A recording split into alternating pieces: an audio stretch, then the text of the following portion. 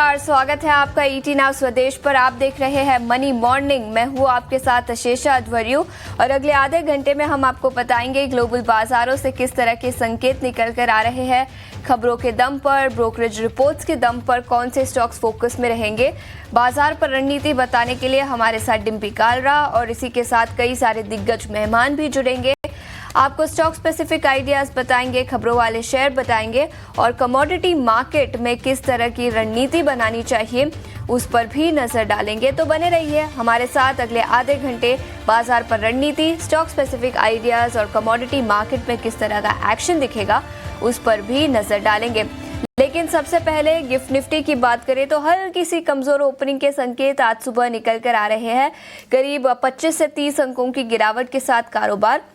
लेकिन एशियाई बाजारों की बात करें तो जापान और हांगकांग के बाजारों में आज अच्छी खासी तेजी दिखी है। इनफैक्ट जापानीज मार्केट यानी निक्केई की बात करें तो 450 अंकों की तेजी आज के सत्र में निकल कर आई है। वही कोरियन मार्केट यानी कॉस्पी में भी 1.5% से ज्यादा की तेजी है। ऐसे में भी हमारे बाजारों से कमजोर ओपनिंग के संकेत। याद रखिए शुक्रवार को छुट्टी थी और पिछले हफ्ते भी सुस्ती ही दिखी भारतीय बाजारों में। लेकिन अमेरिका से किस तरह के संकेत है, ग्लोबली कई सारे इवेंट्स हुए हैं टैरिफ वॉर फ्रंट पर, जियोपॉलिटिकल, याद रखें यूएस ने येमेन के मिलिटेंट्स पर अटैक किया है, इसका इंपैक्ट किस तरह का दिखा, कमोडिटी मार्केट में किस तरह का एक्शन है, ये बताने के लिए अब हमारे साथ अभिषेक जुड़ चुके हैं। अभिषेक, अमेरिकी बाजारों में शुक्रवार के सत्र में तो अच्छी खासी तेजी दिखी और कई सारे न्यूज पीसेस आए जिसके चलते कच्चे तेल में भी आज सुबह 1.5% से ज्यादा की तेजी दिखी है। Ashesha, good morning. देखिए, टैरिफ और ट्रंप दोनों ये टेरर के पर्याय हो गए थे और पिछले हफ्ते हमने देखा कि अमेरिकी बाजारों को और ग्लोबल बाजारों को काफी ज्यादा परेशान भी किया। हालांकि शुक्रवार होते होते थोड़ी सी राहत की खबर अमेरिकी बाजारों से जरूर आई, क्योंकि डाउ जोन्स में 4 दिनों की गिरावट पर ब्रेक लगी और 674 अंक चढ़कर डाउ जोन्स बंद हुआ है। और नेस्डेक की बात करें तो नेस्डेक में करीब 550 अंकों के आसपास की जबरदस्त तेजी रही, करीब 2.5% ऊपर नेस्डेक बंद हुआ है। अगर हम आईटी शेयरों की बात करें वहां पर तो टेस्ला में हमने देखा कि 2 दिनों में करीब 7% के आसपास की तेजी रही। इसके अलावा हमने देखा कि एनवीडिया में 5% और मेटा प्लेटफॉर्म में करीब 3% के आसपास की तेजी हमने शुक्रवार को देखी। लेकिन S&P 500 2023 के बाद पहली बार करेक्शन वाली टेरिटरी में है और जो फरवरी में शिखर बना था वहां से करीब 10% नीचे कारोबार कर रहा है। डाउ जोन्स की बात करें तो डाउ के लिए जो पिछला हफ्ता रहा है करीब 3% के आसपास की गिरावट रही और मार्च 2023 के बाद डाउ जोन्स के लिए सबसे कमजोर हफ्ता रहा। इससे आप समझ सकते हैं कि जो करेक्शन था वो कितना ज्यादा सीवियर था। S&P 500 के मार्केट कैप में शिखर से जो फरवरी में जो शिखर बना था उस लेवल से मार्केट कैप में करीब $5.25 लाख करोड़ की गिरावट आ चुकी है। तो ये एक चिंता वाली चीज जरूर है। और जैसा कि हम भारत में भी देख रहे थे, स्मॉल कैप शेयरों की काफी ज्यादा पिटाई हुई थी। जिन शेयरों में डोनाल्ड ट्रंप के राष्ट्रपति बनने के बाद उत्साह आया था उन शेयरों की पिटाई इतनी ज्यादा है कि अब रसल 2000 जो कि स्मॉल कैप का इंडेक्स है वो चला गया है अब बेयर टेरिटरी के आसपास, यानी कि शिखर से करीब 20% नीचे जाके कारोबार कर रहा है। अमेरिकी बाजारों में इस हफ्ते कुछ बहुत ही अहम आर्थिक आंकड़ों पर नजर रहेगी। इसके पहले हमने देखा कि शुक्रवार को कंज्यूमर सेंटिमेंट के आंकड़े आए यूनिवर्सिटी ऑफ मिशिगन के और कंज्यूमर सेंटिमेंट में करीब 11% के आसपास से गिरावट आई है। 57.9% की रीडिंग हमने देखी है और नवंबर 2022 के बाद कंज्यूमर सेंटिमेंट सबसे निचले स्तर पर पहुंच गई है।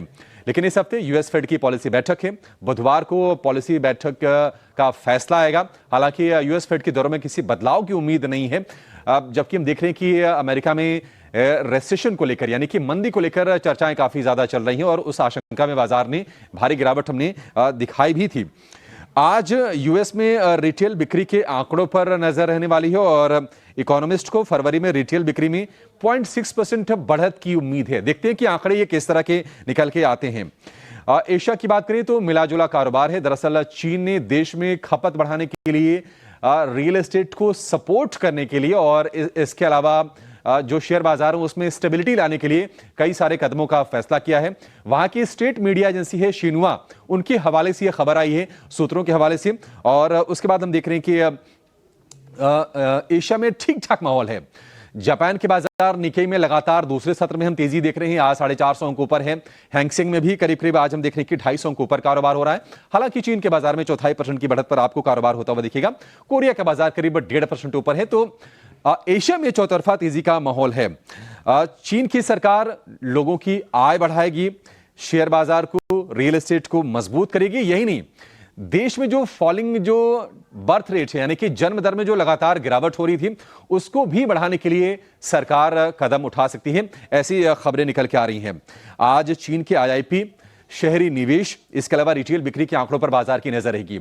अगर हम कमोडिटीज की बात करें तो आप सही कह रहे थे कि क्रूड में उछाल आया है। दरअसल अमेरिका कोशिश कर रहा है कि रूस और यूक्रेन के बीच में युद्ध विराम हो जाए, और अगर ऐसा होता है तो उसके बाद कच्चे तेल की सप्लाई कहीं ना कहीं बढ़ जाएगी। लेकिन अभी तक रूस की तरफ से कोई खास अफर्मेशन आया नहीं इस चीज को लेकर। हालांकि व्लादिमीर पुतिन ने जरूर ये कहा है कि वो सैद्धांतिक तौर पर युद्ध विराम को लेकर वो सहमत है। लेकिन देखते हैं कि आगे इसमें अभी क्या कुछ निकल के आता है। लेकिन क्रूड का जो भाव है, ब्रेंट क्रूड $71 के ऊपर टिका हुआ है।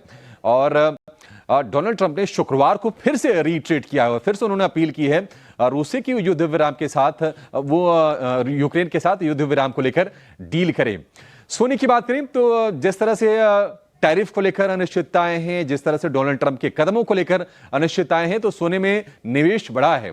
सेफ हेवन डिमांड आई है और सोने का भाव रिकॉर्ड ऊंचाई पर पहुंच गया है। पहली बार हम भाव देख रहे हैं $3000 के ऊपर पहुंच गए हैं। तो ओवरऑल अगर आप कहेंगे तो मिक्स्ड क्यूज हैं। डाउ फ्यूचर में, नेस्डेक फ्यूचर में आज हम देख रहे हैं कि थोड़ी सी कमजोरी पर कारोबार होता हुआ दिखेगा। गिफ्ट निफ्टी में ज्यादा गिरावट तो नहीं है, लेकिन हल्की से नेगेटिव बायस के साथ वहां पर भी कारोबार हो रहा है। एशिया में माहौल ठीक है। गिफ्ट निफ्टी, डाउ फ्यूचर, क्रूड को अगर आप देखेंगे तो थोड़े से वहां पर चिंता के संकेत जरूर हैं। तो ग्लोबल संकेत बाजारों के लिए आज हम कहेंगे कि मिले जुले दिखाई दे रहे हैं। संकेत ग्लोबल बाजारों से और गिफ्ट निफ्टी से हल्की सी कमजोर ओपनिंग के संकेत आज सुबह निकल कर आ रहे हैं। अभिषेक, बहुत बहुत शुक्रिया समय निकालकर हमारे साथ जुड़ने के लिए। लेकिन इस बीच एफआईआई और डीआईआई के आंकड़े किस तरह के रहे उस पर भी नजर डाल देते हैं। याद रखें, फॉरेन इंस्टीट्यूशनल इन्वेस्टर्स ने फिर एक बार गुरुवार के सत्र में बिकवाली की थी। हालांकि केवल 800 करोड़ की बिकवाली थी, तो अमाउंट काफी छोटा था, लेकिन फिर भी बिकवाली का ही आंकड़ा गुरुवार को भी दिखा। वहीं डोमेस्टिक इंस्टीट्यूशनल इन्वेस्टर्स ने करीब 1720 करोड़ की खरीदारी गुरुवार के सत्र में की थी। इंडेक्स फ्यूचर्स में 150 करोड़ की खरीदारी, इंडेक्स ऑप्शंस में 75,000 करोड़ की बिकवाली दिखी। स्टॉक फ्यूचर्स और स्टॉक ऑप्शंस में भी करीब 2 से 1,000 करोड़ की बिकवाली शुक्रवार के सत्र में दिखी थी। याद रखें, 5 स्टॉक्स एफएनओ बैन में रहेंगे आज के सत्र में। पिछले हफ्ते भी ये स्टॉक्स एफएनओ बैन में थे, कोई नए बदलाव नहीं किए गए हैं। तो बीएसई यानी Bombay stock exchange, Hindustan copper, IndusInd bank, जिसे अब एएसएम फ्रेमवर्क में भी आरबीआई ने डाल दिया है, पिछले हफ्ते काफी गिरावट दिखी। उसके बाद मनप्पुरम फाइनेंस और सेल, तो ये 5 स्टॉक्स होंगे जो एफएनओ बैन में रहेंगे आज के सत्र में। लेकिन याद रखें, पिछले हफ्ते भारतीय बाजारों में कमजोरी दिखी। गुरुवार को तो कमजोरी दिखी ही, लेकिन पूरे हफ्ते की बात करें तो निफ्टी और बैंक निफ्टी कमजोरी के साथ बंद होते हुए नजर आए थे। सपोर्ट और रेजिस्टेंस लेवल्स पर एक बार नजर डाल लेते हैं। निफ्टी की बात करें तो 22,300 और 22,000 ये इंपॉर्टेंट सपोर्ट लेवल्स होंगे जहां पर आपको नजर रखनी होगी। 22,600 और 22,700 ये इंपॉर्टेंट रेजिस्टेंस लेवल्स निफ्टी पर। वही बैंक निफ्टी की बात करें तो यहाँ पर 48,000 और 47,800 के इंपॉर्टेंट सपोर्ट लेवल्स होंगे। वही 48,300 और 48,500 इंपॉर्टेंट रेजिस्टेंस लेवल्स जहां पर आपको अपनी नजर रखनी होगी। तो हाँ, पिछले हफ्ते कमजोरी दिखी थी। आज एशियाई बाजारों में अच्छी खासी तेजी दिखी है। वही अमेरिकी बाजारों की बात करें तो शुक्रवार के सत्र में अच्छी खासी तेजी दिखी। इनफैक्ट टेक्नोलॉजी शेयरों में तेजी के चलते नैस्डैक 1.5% की तेजी के साथ बंद होता हुआ नजर आया। लेकिन जैसे अभिषेक हमें बता रहे थे, ऑल टाइम हाई लेवल्स और पिछले कुछ दिनों में जो तेजी दिखी है, वहां से भारी गिरावट अमेरिकी बाजारों में दिखी है। इनफैक्ट गिफ्ट निफ्टी के आंकड़ों पर एक बार नजर डाल लेते हैं। याद रखें शुक्रवार को मार्केट्स बंद थे, तो आज गिफ्ट निफ्टी थर्सडे के क्लोजिंग से कंपेयर करना होगा, जिसके चलते कुछ एडजस्टमेंट्स होंगे।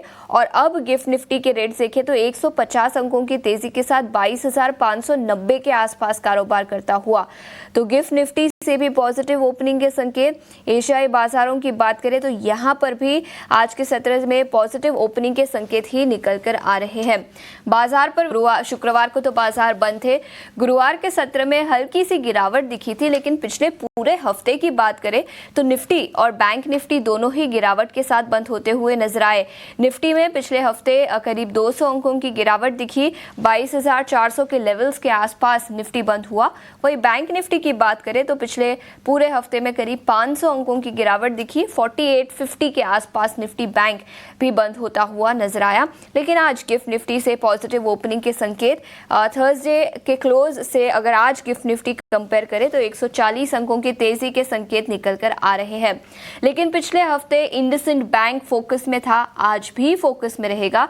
इंडसइंड बैंक के डेरिवेटिव खातों में गड़बड़ी को लेकर रिजर्व बैंक ऑफ इंडिया से बड़ा अपडेट सामने निकल कर आया है, जहां रिजर्व बैंक ऑफ इंडिया ने इंडसइंड बैंक के बोर्ड ऑफ डायरेक्टर्स से कहा कि वे चालू करें तिमाही के दौरान बैंक द्वारा घोषित अकाउंटिंग में 2,100 करोड़ रुपए की भारी गड़बड़ी के खुलासे के बीच सुधारात्मक कार्रवाई पूरी करे। खबर की पूरी डिटेल्स के साथ अब हमारे सहयोगी अनुराग शाह जो हमारे साथ जुड़ चुके हैं। अनुराग, बताएं पूरी डिटेल्स। और पॉजिटिव खबर भी निकल कर आई है, रिजर्व बैंक ऑफ इंडिया ने कस्टमर्स को भी अश्योर किया है कि कोई घबराने की चिंता नहीं, लेकिन बैंक को भी काफी कुछ क्लैरिफिकेशन देने को कहा है। इंडसइंड बैंक ने जब से ये डिस्क्लोज किया है कि उनकी डेरिवेटिव बुक के अंदर कुछ डिस्क्रिपेंसी यानी गड़बड़ी पाई गई है अकाउंटिंग से जुड़ी हुई, और जिसके बाद बैंक को एक हिट लेना पड़ेगा करीब 2100 करोड़ का, उसके बाद कई सारी चर्चाएं तेज हो गई। लेकिन आरबीआई के द्वारा डिपॉजिटर्स को निश्चिंत रहने के लिए कहा गया है। आरबीआई ने कहा है कि बैंक की जो हेल्थ है वो पूरी तरह से सही है, उसमें कोई गड़बड़ी नहीं है। कैपिटल एडिक्वेसी रेशियो है वो 16.4% तक है। इसके अलावा लिक्विडिटी कवरेज रेशियो है वो भी रेगुलेटरी रिक्वायरमेंट से काफी ज्यादा है। प्रोविजन कवरेज रेशियो भी 70% तक है। ये आरबीआई के द्वारा कहा गया, और आरबीआई ने बैंक के बोर्ड और बैंक के मैनेजमेंट को कहा है कि जो पूरा रिव्यू किया जाए, असेसमेंट किया जाए, और Q4 FY25 की जो स्थिति होती है वो भी सभी स्टेक होल्डर्स को डिस्क्लोजर्स के साथ बताई जाए, और एक्सटर्नल ऑडिट टीम के द्वारा भी रिव्यू किया जाए। ये आरबीआई के द्वारा बैंक को निर्देश किया गया है। इसके अलावा एक और जो डेवलपमेंट हुआ है इंडसइंड बैंक से जुड़ा हुआ, कि जो अकाउंटिंग बॉडी है ICAI, उनकी जो फाइनेंशियल रिव्यू बोर्ड है, जिसका फुल फॉर्म जो है FRRB financial reporting review board, वो भी जो है अकाउंटिंग से जुड़ी हुई जो गड़बड़ी हुई है उसमें उसकी जांच कर सकता है। ICAI जो एपेक्स बॉडी है अकाउंटेंसी की, तो ये जो डिस्क्रिपेंसी बताई गई थी इंडसइंड बैंक के द्वारा डिस्क्लोजर्स में, उससे जुड़ी हुई जांच होगी। बहुत बहुत शुक्रिया अनुराग हमारे साथ पूरी डिटेल्स के साथ जुड़ने के लिए। तो इंडसइंड बैंक, याद रखिए जब ये खबर निकल कर आई ही थी डेरिवेटिव ट्रांजैक्शन में कुछ गड़बड़ी को लेकर, तो पिछले हफ्ते एक दिन 26% की गिरावट स्टॉक में दिखी थी। उसके बाद थोड़ा सा रिबाउंड भी दिखा, लेकिन फिर भी पिछले हफ्ते का टॉप लूजर इंडसइंड बैंक ही रहा है। और अब मैनेजमेंट ने कुछ क्लैरिफिकेशन दिया है। रिजर्व बैंक ऑफ इंडिया से अपडेट निकल कर आया, और रिजर्व बैंक ऑफ इंडिया ने अब बैंक के बोर्ड और मैनेजमेंट को कहा कि रेमेडियल एक्शंस चौथी तिमाही में लेने होंगे। और इसी के साथ उन्होंने कहा कि डिपॉजिटर्स और कस्टमर्स को घबराने की कोई चिंता नहीं है। उनके जो डिपॉजिट्स है बैंक में वो एकदम सुरक्षित है, और बैंक की फाइनेंशियल स्टेबिलिटी भी काफ़ी अच्छी है। तो इंडसइंड बैंक इस खबर को लेकर आज फिर से एक बार फोकस में रहेगा। लेकिन कमोडिटी मार्केट में पिछले कुछ दिनों से काफ़ी एक्शन दिखा है। कच्चे तेल की ही बात करें तो आज $70 पर बैरल के ऊपर कारोबार करता हुआ। ऐसे में कमोडिटी मार्केट पर किस तरह की रणनीति बनानी चाहिए, ये बताने के लिए अब हमारे साथ कुंवरजी ग्रुप के रवि दियोरा जी जुड़ चुके हैं। रवि जी, शुक्रिया समय निकालकर हमारे साथ जुड़ने के लिए। और सबसे पहला सवाल कच्चे तेल पर ही पूछना चाहूंगी। दो पॉजिटिव खबर निकल कर आई है कच्चे तेल के लिए। एक, चाइना ने एडिशनल मेजर्स लिए हैं कंजम्पशन को बूस्ट करने के लिए, जिसके चलते डिमांड बढ़ती हुई नजर आ सकती है। और उसके अलावा सप्लाई को लेकर चिंता है, जहां पर अमेरिका ने येमेन के मिलिटेंट्स पर अटैक किया है। तो दोनों ही पॉजिटिव खबर कच्चे तेल के लिए, लेकिन ऐसे में ट्रेडिंग के लिहाज से किस तरह की रणनीति बनानी चाहिए?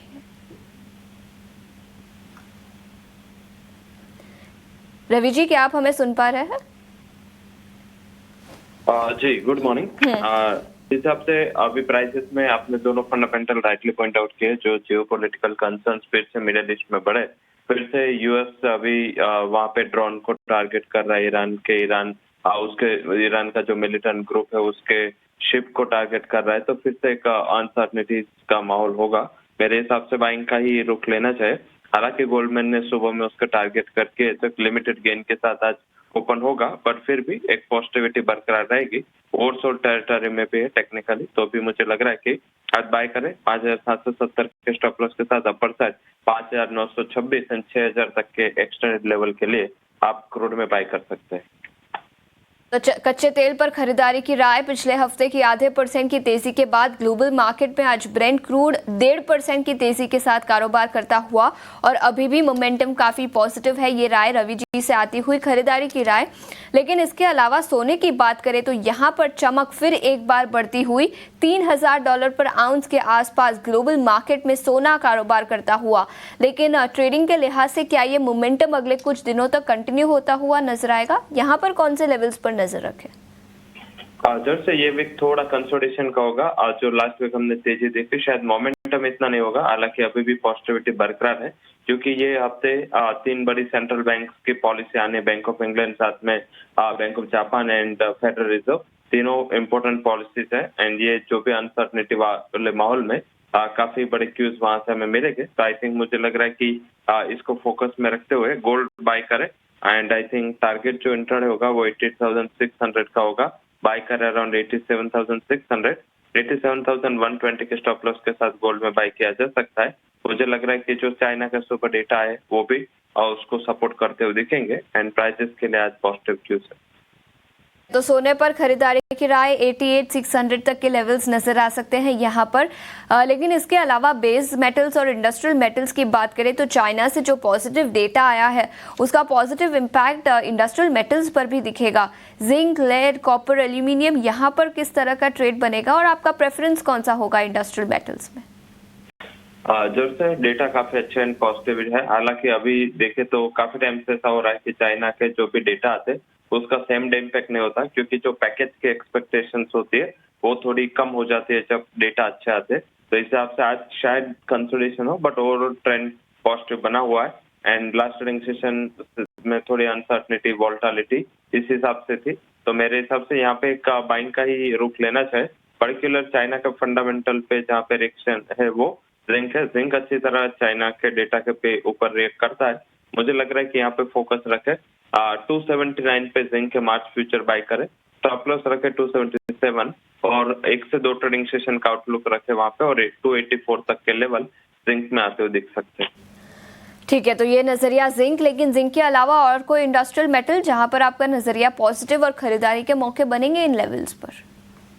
जैसे अगर दूसरे कोई मेटल है तो कॉपर होगा, क्योंकि कॉपर भी एक अच्छे रेट करता है। साथ में आगे जाके उसमें एक थोड़ा हैंगओवर बना है, वो है यूएस का टैरिफ। अभी टैरिफ का रेट नहीं आया, यहाँ फाइनल डिसीजन अभी भी टैरिफ के ऊपर बाकी है। तो जब भी ये डिसीजन आएगा आपको एक शार्प रिएक्शन उसका ऊपर साइड देखने को मिल सकता है, और डेटा भी पॉजिटिव है। मुझे लग रहा है कि अगर मार्च फ्यूचर आज इंट्राडे में 894 पे मिलता है, बाय करें with stop loss of 886। Short term के लिए आपको 922 तक के लेवल कॉपर में आते हुए दिख सकते हैं। ठीक है, तो ये नजरिया कॉपर, इसके अलावा जिंक पर भी रवि जी ने अपनी राय दी। बहुत बहुत शुक्रिया समय निकालकर हमारे साथ जुड़ने के लिए और कमोडिटी मार्केट पर अपनी रणनीति बताने के लिए। आगे बढ़ते हैं। खबरों के दम पर कई सारे स्टॉक्स फोकस में होंगे। लॉन्ग वीकेंड था, कई सारी खबरें भी निकल कर आई है। रविंदर अब पूरी डिटेल्स के साथ हमारे साथ जुड़ चुके हैं। रविंदर, गुड मॉर्निंग, बताएं। जी, तो सबसे पहले हम शुरुआत करते हैं ब्रिगेड एंटरप्राइज से, जहाँ पर कंपनी ने 2 प्रोजेक्ट लॉन्च किए। पहला जो प्रोजेक्ट है इब्नोय एट ब्रिगेड ऑर्किड, जो कि एक प्रीमियम रेसिडेंशियल प्रोजेक्ट है देवनहल्ली में, और इसका जो एस्टिमेटेड रेवेन्यू है 380 करोड़ का है। इसी के साथ कंपनी ने एक और प्रोजेक्ट लॉन्च किया है ब्रिगेड इटर्निया बैंगलोर में, और इसका जो एस्टिमेटेड रेवेन्यू पोटेंशियल है वो 2700 करोड़ के ऊपर है, और ये प्रोजेक्ट जो है 31 मार्च 2030 तक कंप्लीट हो जाएगा। अगला जो स्टॉक फोकस में रह सकता है डॉक्टर रेड्डी, जहाँ पर कंपनी ने जो है मिसलेबलिंग ऑफ इन्फ्यूजन बैग के चलते डॉक्टर रेड्डी ने जो है नेशन वाइड रिकॉल किया है यूएस में उसके लेबोरेटरी सिस्टम ड्रग के लिए। इसी के साथ साथ मुथूट फाइनेंस भी फोकस में रह सकता है, जहाँ पर कंपनी ने अनाउंस किया है कि उनका जो गोल्ड लोन AUM है उसने जो है 1 लाख करोड़ का जो है माइलस्टोन वो क्रॉस किया है, जिसके चलते आज मुथूट फाइनेंस भी फोकस में रह सकता है। अगला जो स्टॉक फोकस में रह सकता है कैम्स, जहाँ पर उसकी जो सब्सिडरी है उन्होंने जो है LIC के साथ एक एग्रीमेंट साइन किया है इंश्योरेंस रिपोजिटरी सर्विस प्रोवाइड करने के लिए, जिसके चलते कैम्स भी जो है आज फोकस में रह सकता है। अगला जो स्टॉक फोकस में रह सकता है KEC इंटरनेशनल ऑर्डर विंग के चलते, जहाँ पर कंपनी को जो है 1267 करोड़ का ऑर्डर मिला है T&D और केबल बिजनेस में। इसी के साथ साथ एल्केम लैब भी फोकस में रह सकता है, जहाँ पर US FDA ने जो है जो BIMO इंस्पेक्शन किया था उसके एक सेंटर में तलोजा में मार्च 10 से लेकर मार्च 13 तक, और ये जो इंस्पेक्शन है नो फॉर्म 483 कंपनी को जो है कोई भी फॉर्म 483 इशू नहीं हुआ है। अगला जो स्टॉक फोकस में रह सकता है जाइडस लाइफ साइंस, जहाँ पर US FDA ने जो है एक सर्विलांस इंस्पेक्शन जो है किया था अंकलेश्वर गुजरात में, और ये इंस्पेक्शन जो है 10 मार्च से 14 मार्च तक चला था। हालांकि कंपनी को जो है कोई भी ऑब्जर्वेशन इशू नहीं हुआ है US FDA के चलते। और इसी के साथ साथ जाइडस लाइफ को जो है US FDA को जो है एक टैबलेट को मैन्युफैक्चर करने के लिए फाइनल अप्रूवल मिला है। अगला जो स्टॉक फोकस में रह सकता है दालमिया भारत, जहाँ पर उनकी जो सब्सिडरी है दालमिया सीमेंट नॉर्थ ईस्ट, उन्होंने जो है सक्सेसफुली जो है कमेंस किया है उसके कमर्शियल प्रोडक्शन 2.4 MTPA जो सीमेंट ग्राइंडिंग कैपेसिटी असम में, और इसी के साथ साथ जो ग्रुप का टोटल मैन्युफैक्चरिंग कैपेसिटी है वो 49 MT पर आ जाता है। आखिर में बात करेंगे अपोलो हॉस्पिटल की, जहाँ पर कंपनी ने जो है अपोलो हॉस्पिटल एंटरप्राइज जो है उन्होंने जो है अब उनकी जो सब्सिडरी है अपोलो हेल्थ को, उसमें रसमिली की जो है इन्वेस्टमेंट को अप्रूवल दिया था अप्रैल 2024 में, जिससे कि 16.9% का स्टेक खरीदा जाना था 2 ट्रांचेस में, जहाँ पर अभी उसमें कंपनी ने अपडेट देते हुए कहा है कि जो रसमिली जो है उन्होंने जो है 742 करोड़ का इन्वेस्टमेंट कंप्लीट किया है, जिसके चलते ये एक्विजिशन जो है कंप्लीट हो जाता है पूरा।